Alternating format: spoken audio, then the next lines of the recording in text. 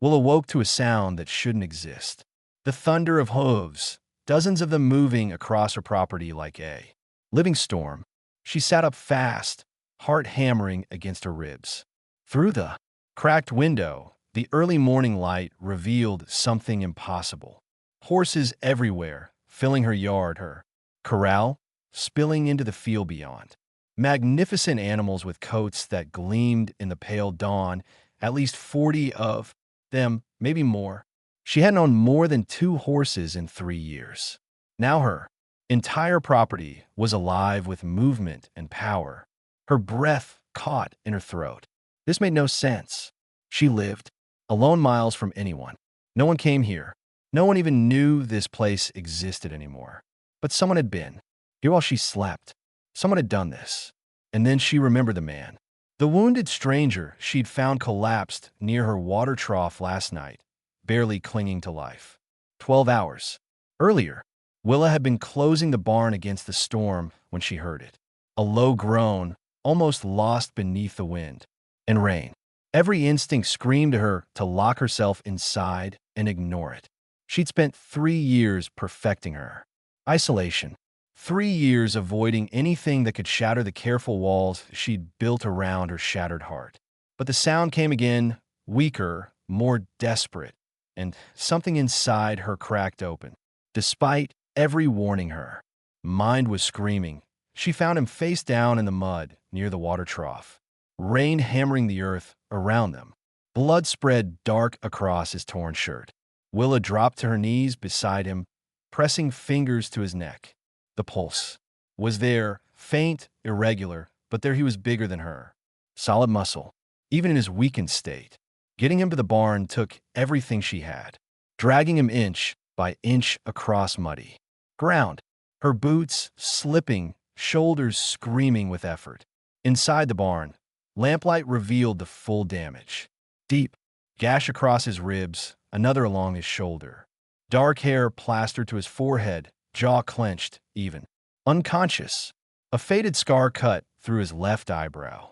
This was a man who'd survived worse than tonight. Willa grabbed her medical supplies, the same one she used on injured animals. Her hands moved on instinct, cleaning wounds, stitching what needed stitching. She tried not to notice the heat of his skin beneath her fingertips. Tried not to see the bruises spreading across his torso like a map of violence. Someone had hurt him badly and left him to die. "Who are you?" she whispered. His eyes snapped open, gaze sharp, full of something wild. His hand shot out, grabbing her wrist with surprising strength. "My brothers," he rasped, voice like gravel. "They're coming. Don't be afraid." Then his eyes rolled back, and he collapsed again. Unconscious, Willa had stayed awake all night, keeping watch, changing his bandages, monitoring his shallow breathing. She'd finally dozed off in the corner just before dawn, exhausted. And now she stood at her window, staring at an impossible sight. 40 horses grazing peacefully in her yard. She pulled on her boots and walked outside. Slowly, rifle in hand, despite the peaceful scene. The horses were magnificent. Powerful bays dappled. Grays, chestnuts with white blazes. This was no wild herd. These animals were bred, trained, valuable beyond measure. 3 men stood near her corral, watching her approach. The tallest stepped forward, hands raised peacefully. He had the same sharp features as the wounded man in her barn. "Miss Blaine," he said quietly. "My name's Royce Barrett. That's my brother you saved last night, Gideon Nash. We're here to thank you." Willa kept the rifle steady by filling my yard with horses, by giving you everything we have. Royce's voice was steady, sincere. "You saved our brother's life when you could have left him to die. These horses represent our family's entire fortune. They're yours now, every single one." Will stared at the 3 men, her mind struggling to process what she was hearing. 40 horses, the entire Nash family fortune given to her for one night of basic human decency. "I can't accept this," she said, though her eyes kept drifting to the magnificent animals. "It's too much. It's not enough." The youngest brother stepped forward, barely 20, with earnest eyes. "I'm Sterling Rhodes. Last night, Gideon was running for his life. If he died out there in the mud, Morrison would have one. We would have lost everything. Anyway, Morrison? Will lowered the rifle slightly. Royce's jaw tightened. James, Morrison owns the biggest ranch in 3 territories. He's been trying to force us off our land for 2 years. When we refused to sell, he framed us for cattle rustling. 3 nights ago, his men caught Gideon, beat him within an inch of his life, and left him to die as a warning to the rest of us. The third brother spoke up, his voice hard with barely controlled anger. I am Doltenkin. Morrison thinks he could do whatever he wants because he owns the sheriff. But what he didn't count on was someone like you. Someone brave enough to help a stranger. Willa felt something cold settle in her stomach. If Morrison wanted your brother dead and I saved him, then you're a target now, too. Royce finished quietly. We know that. That's why we're not just giving you these horses and leaving. We're offering our protection, our loyalty, and our help for as long as you need it. She looked at the 3 men, then at her. Small ranch, the place she'd hidden for 3 years, avoiding the world and everyone in it. These strangers were offering to disrupt her carefully maintained isolation. Part of her wanted to refuse to send them away and go back to her safe loneliness, but another part, the part that had dragged a dying man out of the mud last night, knew that safety wasn't the same as living. How is he? She asked instead. Gideon alive. Thanks to you.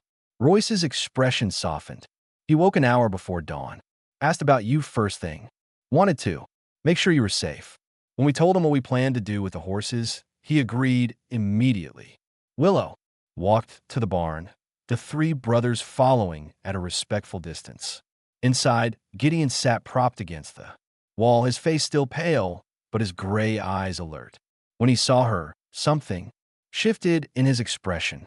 Recognition, gratitude, and something deeper.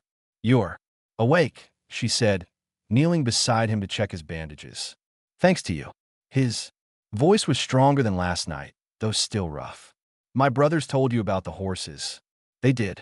It's too much. It's exactly right. His hand found hers, warm and steady. You gave me my life back. Those horses are just things. Life is what matters. Before Willa could respond, Sterling appeared in the doorway, his face tight with alarm. Royce, we've got riders coming. At least 8 of them moving fast from the east. Royce cursed under his breath. Morrison's men. Someone must have tracked us here. How long? Gideon tried to stand, but Willa pushed it back down. 10 minutes, maybe less. Dalton was already checking his weapon. They'll see the horses. They'll know we're here. Willa's mind raced. Her small ranch, 40. Valuable horses for men, 3 exhausted from days of running, 1 barely able to stand against 8 armed. Men who'd already proven they were willing to kill. The root cellar, she said suddenly. It has a tunnel that comes out near the creek. Built it years ago in case of raids. You can get Gideon out, take some of the horses. No. Gideon's voice was firm despite his weakness. We don't run anymore. Not from Morrison, not from anyone. Royce looked at his brother, then at Willa, then at the herd of horses visible through the barn door. He's right. Morrison wanted to take everything from us. Instead, we just gave our fortune to someone who deserves it. If he wants those horses, now, he'll have to go through all of us. The sound of approaching hooves grew louder, closer. Will grab her rifle, her heart pounding, but her hands steady. 3 years of hiding were over. Whatever came next, she wouldn't face it alone. The riders appeared like a dark wave cresting the eastern ridge. 8 men, all armed, moving with the confidence of those who'd never been told no. Willow recognized the type, hired guns who did Morrison's dirty work for pay and didn't ask questions about right or wrong. The lead rider pulled up 50 feet from the barn, his horse dancing. Nervously, he was thick-necked with a scar running down his left cheek, and his eyes scanned the property with cold calculation. While he called out, his voice carrying across the yard. Looks like the Nash brothers made a friend and brought their whole fortune with them. Royce stepped into the doorway beside Willa, rifle ready. These horses don't belong to us anymore, Cutter. They belong to Miss Blaine here. You're trespassing on her property. The man called Cutter laughed. A sound without humor. That right? And how? Exactly did a lonely woman living in the middle of nowhere suddenly acquire 40 head of prime livestock overnight? Gift, Willis said, her voice steady despite the fear crawling up her spine. Legal and witnessed. Now get off my land. See, that's a problem. Cutter dismounted slowly, his hand resting on his weapon. Mr. Morrison has a legal claim to those horses. The Nash brothers stole cattle from him, which means anything they own, is forfeit, including those animals grazing in your yard. We never stole anything, Dalton shouted from his position near the corral. Morrison framed us, and you know it. What I know is what the law says, and the law says. You're criminals. Cutter took a step forward. Now, Miss Blaine, you seem like a reasonable woman. You don't want trouble. Just let us take the horses, and we'll forget you were ever involved in this mess. Willa felt Royce tense beside her, felt the weight of the rifle in her hands, felt the choice crystallizing in front of her like ice forming on a winter pond. She could give in, let them take the horses, go back to her safe isolation, or she could fight for something that mattered. She thought about Gideon lying wounded in her barn, thought about 3 years of hiding from life, thought about the moment last night when she'd chosen to drag a dying stranger out of the mud instead of leaving him. No, she said simply. Cutter's expression darkened. That's a mistake. Maybe, but it's my mistake to make. We'll raise the rifle, aiming it directly at his chest. Those horses were given to me freely by their rightful owners. You want them, you'll have to. Kill me first for a long moment. Everything hung, suspended. The morning air, the choice, the future. Then Cutter reached for his weapon, and the world exploded into violence. Royce fired first, his shot deliberate, and control de punto cutter dove sideways, Karsing. Morrison's men scattered, seeking cover behind rocks and scrub. Brush. Dalton and Sterling opened fire from their positions, keeping the attackers pinned down. Willa had never shot at a person before. Her hands shook as she pulled the trigger, aiming high, try to scatter them rather than kill. But Morrison's men had no such hesitation.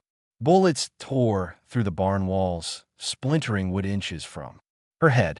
She dropped behind a water trough, her heart hammering so hard she thought it might break through her ribs. This was insane. She was going to die defending people she'd known for less than a day, protecting horses she'd owned for mere hours. But even as the thought formed, she knew she wouldn't change her choice. Something had awakened in her last night. Some part of herself she'd buried with her family 3 years ago. The part that believed some things are worth fighting for. A bullet struck the trough above her head. Water spraying. She rolled sideways, coming up to fire again. Through the chaos, she saw Gideon emerge from a barn, leaning heavily on the door frame, but holding a rifle steady despite his wounds. Get back inside, she shouted at him. Not a chance. His gray eyes met hers across the yard, fierce and determined. We stand together or not at all. Then everything changed. From the north, the sound of more horses, many more. Approaching fast. Willa's heart sank. Reinforcements from Morrison. They were finished. But when the riders crested the ridge, she saw something that made no sense. At the front rode an old man. In formal clothes, his white hair stark against the morning sky. Behind him at least a dozen men wearing badges. Hold your fire. The old man's voice boomed. Across the battlefield. This is Judge Harlan of the Territorial Court, and you're all under arrest. The shooting stopped as abruptly as it had started. Cutter and his men froze, caught between Willa's small group and the dozen armed deputies that now surrounded the property. Judge Harlan dismounted with the stiff movements of age, but his eyes were sharp as broken glass. Lower your weapons, he commanded. All of you. Right now, Willa recognized him instantly. Her father's closest friend, the man who'd presided over the territorial court for 30 years. She hadn't seen him since her parents' funeral 3 years ago when she'd fled into isolation. Now he stood in her yard like an answer to a prayer she hadn't known how to form. Judge Harlan, she said, her voice shaking with relief and adrenaline. The old man's weathered face softened when he saw her. Will Blaine, your father will be proud of you right now. Then his expression hardened as he turned to Cutter. Franklin Cutter, you're under arrest for trespassing, attempted theft, and assault with deadly weapons. We're here on Mr. Morrison's orders, Cutter protested. Those horses are stolen property. Those horses, Harlan interrupted coldly, were legally transferred to Miss Blaine by their rightful owners. I witnessed the transfer myself this morning and documented it properly. What you attempted was armed robbery. Will blinked in surprise. Royce caught her eye and nodded slightly. The brothers had gone to the judge before bringing the horses, making everything official and legal. Harlan's deputies moved in, disarming Cutter and his men with efficient precision. The judge walked to where Willis stood, his expression gentler now. I've been investigating James Morrison for 6 months, he said quietly. Complaints about intimidation, property theft, violence, but Morrison's careful. And his cousin, the sheriff, makes sure evidence disappears. When Royce Barrett came to me at dawn this morning with a formal complaint and witnesses, I finally had the opening I needed. Witnesses? Well, asked you. Harlan's eyes held hers. You're an upstanding citizen, daughter of a respected judge with no connection to the Nash family until last night. Your testimony about Morrison's men attacking your property carries weight, but I need you to be willing to testify formally. Willa thought about her 3 years of hiding, of avoiding people and connections and anything that might hurt. She thought about her small, safe, empty life. Then she looked at Gideon, still leaning against the barn door, watching her with those intense gray eyes. I'll testify, she said to everything I saw. Harlan nodded. Good, because Morrison's not going to take this lying down. He'll come himself next. Time with more men, and he'll be desperate. He looked at the brothers. You boys need to stay here. Protect Miss Blaine and these horses until the trial. I can spare 2 deputies, but the rest need to come with me to serve Morrison. With formal charges. We're not going anywhere, Royce said firmly. After the judge and his prisoners left and strange quiet settled over the property, the horses grazed peacefully, oblivious to the violence that had just erupted around them. Willow walked among them slowly, her hands trembling now that the immediate danger had passed. Gideon found her standing near the corral, staring at the herd. He moved carefully, still weak from his injuries, but he was standing on his own. You didn't have to do that, he said quietly. Agree to testify. It puts you in more danger. I didn't have to. Will it turn to face him? 3 years ago, I lost everyone I loved to fever. I watched them die one by one, helpless to stop it. After that, I convinced myself the only way to survive was to feel nothing, need nothing, care about nothing. And now I realized that wasn't surviving. That was just another kind of death. She gestured to the horses, to the barn with its bullet holes, to the brother standing guard. Last night when I found you in the mud, I had a choice. Go back to being safe and alone, or risk everything for a stranger. I chose risk. And for the first time in 3 years, I felt alive. Again, Gideon's hand found hers, his fingers threading through her own. That choice might have saved more than just my life. Before Willa could ask what he meant, Sterling called out from the ridge, his voice tight with alarm. Riders coming from the west this time. Looks like a lot of them. Royce grabbed his rifle. How many? At least 20. And Morrison's riding at the front. Gideon's grip on Willa's hand tightened. He's not waiting for the trial. He's coming too. Take everything right now. Morrison's army approached like a plague of locusts. 20 armed men spreading across the ridge, blocking every escape route. The man himself rode at the center, tall in his saddle, radiating the arrogance of someone who'd never faced real consequences for his actions. We can't fight 20 men, Dalton said, his voice tight. Not with Gideon injured and only 2 deputies. We don't have to fight them, Willis said suddenly. An idea was forming, desperate and risky. We just have to hold them off long enough. Long enough for what? Royce asked. For Judge Harlan to come back. She turned to the two deputies Harlan had left behind. How long to reach the judge's camp and return with reinforcements? The older deputy calculated quickly. 45 minutes, maybe an hour. Then someone needs to ride now fast and bring the judge back with every man he has. Willow looked at Sterling. You're the youngest, the best rider. Can you do it? Sterling's jaws set with determination. I'll make it in 30. Take one of my horses, Willa, said the gray mare. She's fast and fresh. As Sterling raced toward the corral, Morrison's voice boomed across the property. Well, Blaine, I know you're in. There. I'm here to collect what's mine. Willa stepped into the open, rifle in hand. Behind her, Royce Dalton and the two deputies took positions. Gideon leaned against the barn wall, weapon ready to spite his weakness. These horses don't belong to you, Morrison, she called back. They were legally transferred to me. Judge Harlan has the documents. Morrison laughed. The sound cold and cruel. Documents can be destroyed. Judges can be replaced. You're a foolish woman who got mixed up in something beyond her understanding. I understand perfectly.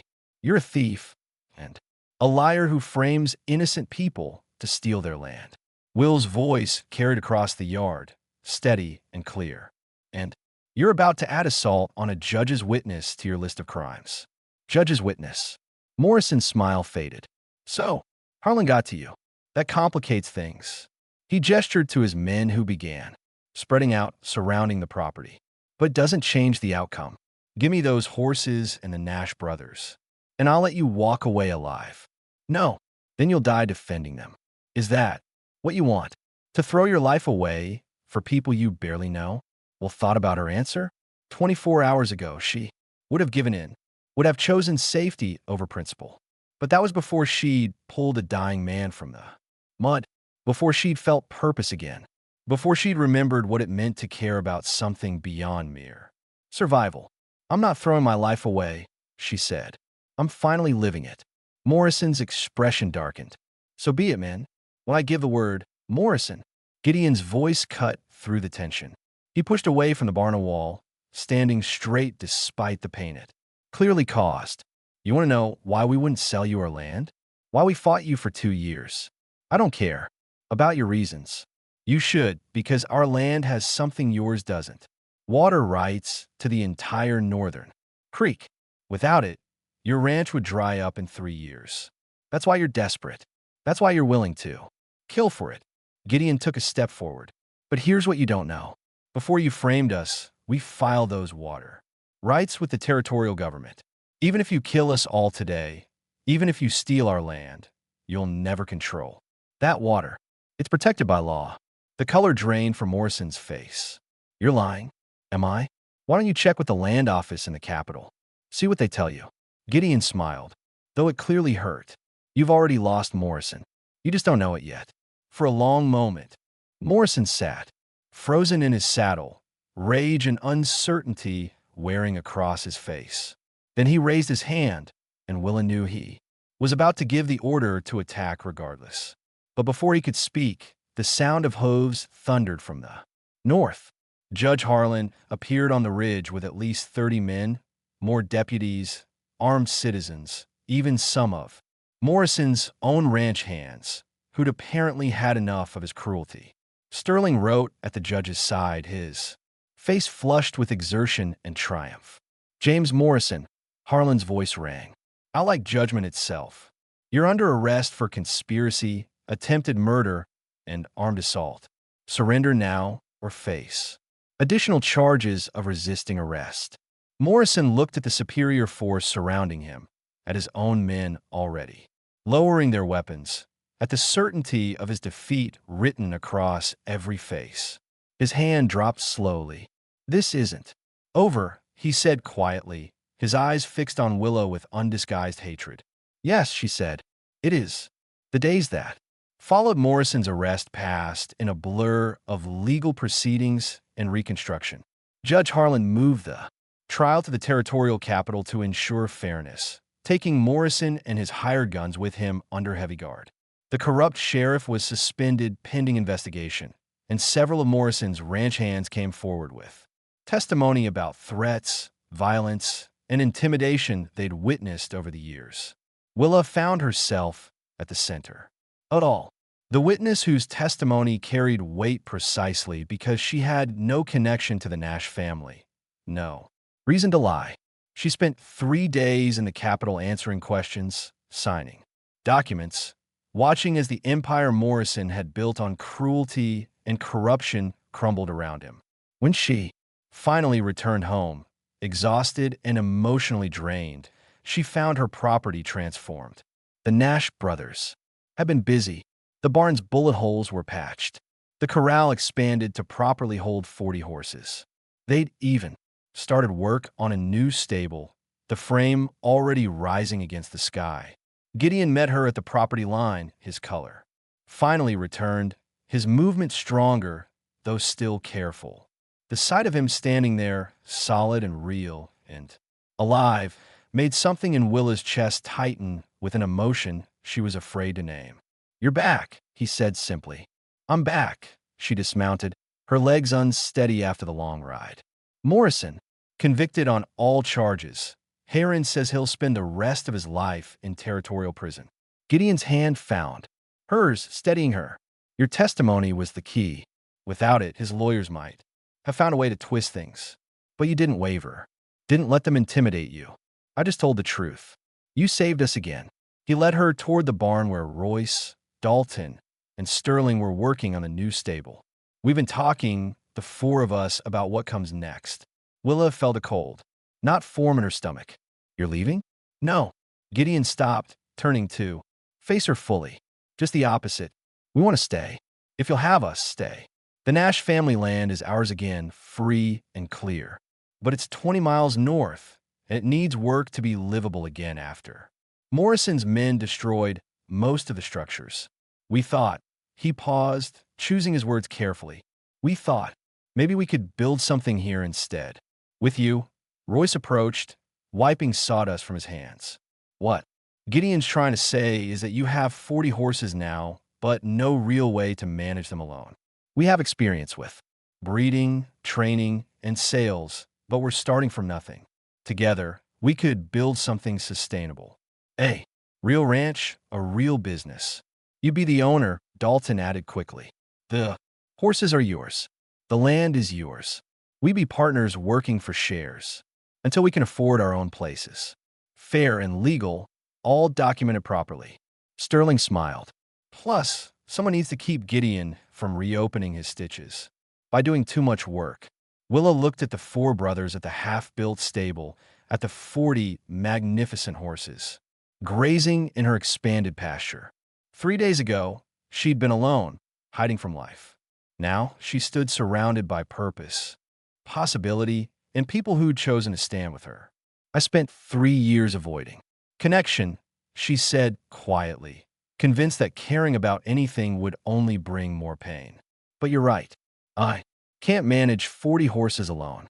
And more than that, I don't want to. Not anymore." Gideon's face transformed with relief and something deeper. "Hope maybe you're the beginning of joy. There's one condition," Willa continued. "This isn't temporary. If we do this, we build something permanent. A real partnership, a real future.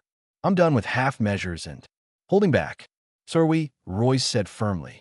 That night, they sat around a fire in the yard, making plans and sharing stories. Willa learned about the brothers' childhood, about the parents. They'd lost to different mothers, but shared love. They learned about her family, about the fever that had taken them, about the 3 years of isolation she'd endured. And through it all, she felt Gideon's presence beside her. Solid, steady, real. Their hands found each other in the firelight, fingers intertwining naturally like they'd been doing it for years instead of days. "What are you thinking?" he asked, quietly when the others had drifted into conversation among themselves.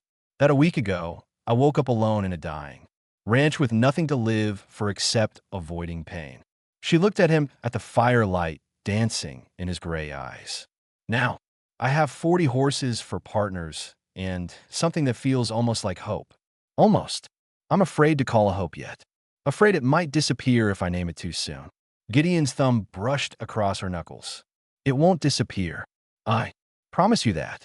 But even as he spoke, Sterling stiffened on the far side of the fire. Someone's coming. Single rider. Moving slow. They all stood, hands moving to weapons. But as the rider emerged from the darkness, Willa recognized Judge Harlan's weathered face. Easy, the old man said, dismounting stiffly. I'm not here to cause trouble. I'm here with news and a warning. Judge Harlan accepted the coffee Willa offered him, his hands wrapping around the warm cup despite the mild night. He looked tired, older than when she'd last seen him in the capital. Morrison's in prison, he said without preamble. But his family isn't. His son, Jacob, is 23 and has his father's temper without his father's cunning. He's been making noise about revenge, about not letting his family's name be dragged through the mud by a bunch of thieves and a lonely woman who didn't know her place. Threats? Royce asked, his voice hard. More than threats? 2 of Morrison's former ranch hands came to me yesterday. Jacob's been trying to rally men, offering money to anyone, willing to finish what his father started. Harlan's eyes found Willis. I wanted to warn you. Jacob's reckless in ways his father never was. James Morrison was cruel, but calculated. Jacob's just cruel. Can you arrest him? Will asked. For what? Angry talk isn't a crime until he actually does something illegal. My hands are tied. The judge set down his cup. But I can offer you protection. I've got 3 deputies who can stay here. Keep watch. No. Gideon's voice was quiet but firm. With respect, Judge, deputies can't stay forever. Eventually, they'll have to leave and Jacob will still be out there. This needs to end permanently. What are you suggesting? I'm suggesting we find out what Jacob's planning and stop it before it starts. We can't live looking over our shoulders forever. Harlan frowned. That's dangerous thinking, son. You're talking about provoking him. I'm talking about ending this the right way. Gideon looked at his brothers, then at Willa. Morrison's conviction should have been enough, but if his son won't let it go, we need to make sure he faces consequences too. How? Dalton asked. Sterling spoke up, his young face unusually serious. We know Jacob's trying to hire men. What if we plant someone on the inside, find out what he's planning, gather evidence, and give the judge grounds for arrest before anyone gets hurt? It was risky. It was dangerous. But as Willa looked at the faces around the fire, she saw determination in every one of them. They'd already risked everything to get this far. Backing down now would mean living in fear indefinitely. I'll do it, Dalton said. I can play the part of a disgruntled ranch hand looking for easy money. Jacob doesn't know our faces well, enough to recognize me if I change my appearance. The plan came together over the next hour. Dalton would approach one of Jacob's known associates, claimed to be a drifter who'd heard about the job. Once inside, he'd find out what Jacob was planning and when. Judge Harlan would have men ready to move the moment they had evidence. After the judge left, promising to have deputies in position by dawn, an uneasy quiet settled over the property. Willow walked among the horses, her mind churning with worry and fear. Dalton was putting himself in danger. They were all putting themselves in danger again. Gideon found her standing at the corral fence, watching the herd move through the darkness. You're worried, he said. Of course I'm worried. Dalton could get caught. Jacob could hurt him or worse. Dalton's smart. He'll be careful. Gideon leaned against the fence beside her, close enough that she could feel the warmth of him in the cool night air. But that's not what's really bothering you, is it? Willow was silent for a long moment. When I pulled you out of that mud, she finally said, I thought I was just saving one person's life. I didn't know. It would lead to all of this violence, legal battles, enemies who want me dead. Do you regret it? No. The word came without hesitation, but I'm terrified. Not of dying exactly. I'm terrified of finding something worth living for and then losing it all over again. Gideon turned to face her, his hand cupping her cheek with surprising gentleness. Willa, I can't promise you safety. The world's too dangerous for that, and we've already seen proof of it. But I can promise you this. Whatever comes, you won't face it alone. Not anymore. She leaned into his touch, her eyes closing briefly. When this is over, If we survive, when we survive, he corrected. When we survive, I want to try something I haven't done in 3 years. What's that? I want to try being happy.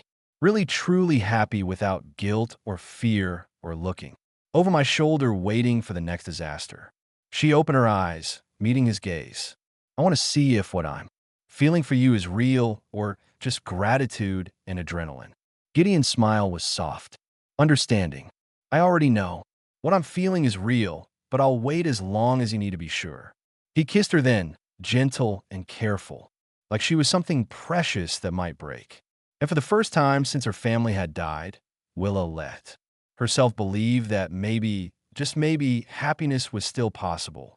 3 days later, Dalton returned with information that changed everything. Jacob Morrison had hired 12 men and was planning to attack at dawn the next morning. Not the ranch, but the trail where Willa rode to town for supplies. He wanted to ambush her away from witnesses, away from protection. He's not stupid enough to attack the property with deputies. Watching, Dalton explained, his face grim. But he thinks if he kills you, the key witness, he can get his father's conviction overturned on appeal. Then we set our own trap, Royce said.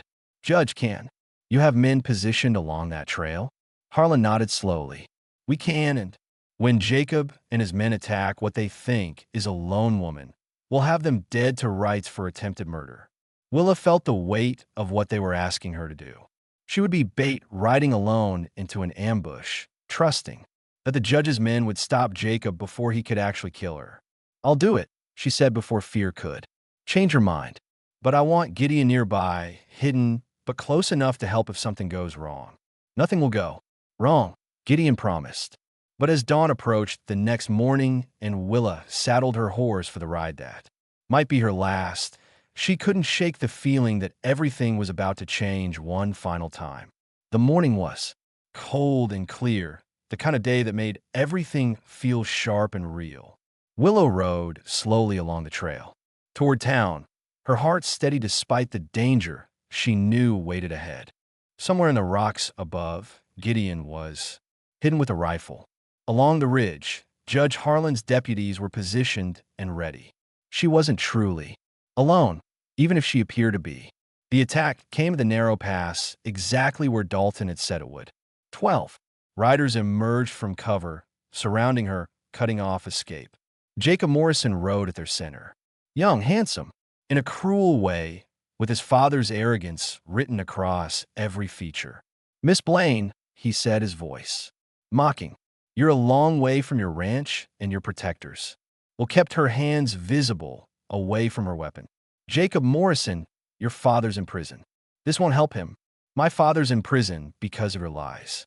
Jacob's hand rested on his gun. You poisoned the judge against him. Turned people against our family. Well, dead women don't testify in appeals. You think killing me will free your father? I think removing the lying witness who condemned him gives us a chance and sends a message to anyone else who might consider crossing the Morrison family. Will felt cold, settle in her bones, but her voice remained steady. So you're going to murder me in broad daylight? That seems foolish. Who's going to stop me? The corrupt judge who convicted my father? The Nash brothers who are wanted? Criminals? Jacob drew his weapon. No one's coming to save you this time. You're wrong about that. Judge.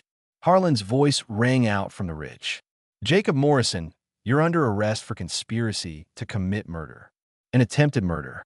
I have 20 witnesses and deputies surrounding this location. Surrender now. Jacob's face twisted with rage.